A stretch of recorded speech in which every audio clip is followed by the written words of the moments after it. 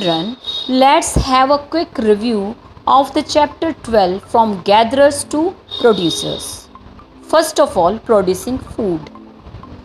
In this age, man started producing food. Agriculture played an important role in changing the life of early humans. They started leading a settled life. They did not have to go from one place to another in search of food now. They remained in one place and grew crops. They made mud houses near their fields. They cultivated the fields, hunted animals, and made tools and weapons. Herding. Besides cultivating crops, early humans also started domesticating animals. The first animal to be tamed was the wild ancestor of the dog.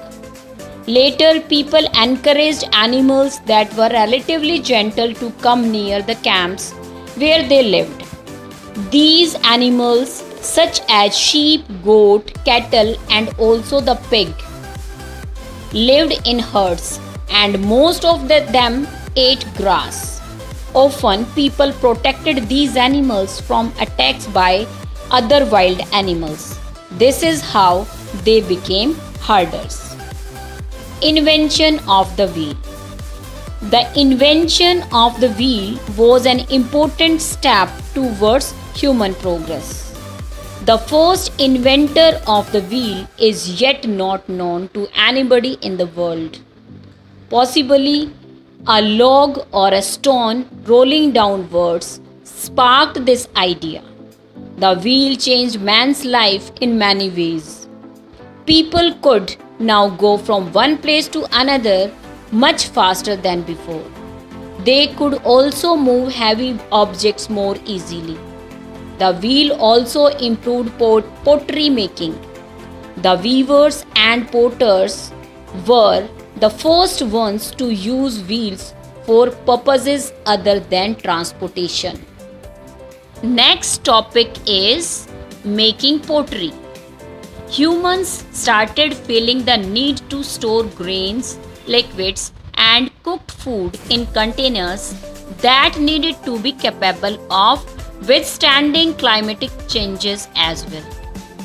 Humans learned to make clay pottery, which was shaped by hand and then baked in a fire. The potter's wheel enabled them to make pots of different shapes and sizes in much lesser time. Later, they started decorating the pots. Let's have a look of evidences of this time. First of all, pit houses.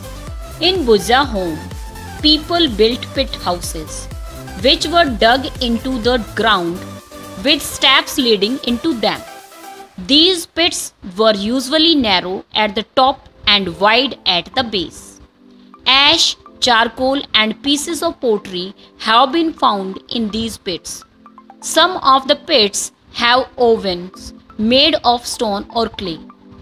These ovens may have been used to cook food. Such pits may have provided shelter in cold weather. Pottery. Handmade as well as wheel-made pots of different shapes and sizes have been found from many sites. Some of them were decorated. The pots could have been used as cooking vessels and to store grains. Tools. Stone tools have been found from many sites as well.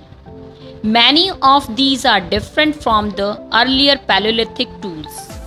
These include tools such as hand axes, scrapers, borers, cleavers, etc.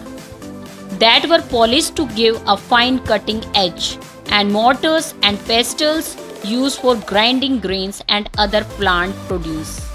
Mortars and pestles are used for grinding grain daily life. Early humans lived in a small groups, led by a leader. Generally, the eldest or the strongest member of the group became the leader. Each person of the group was assigned a specific duty.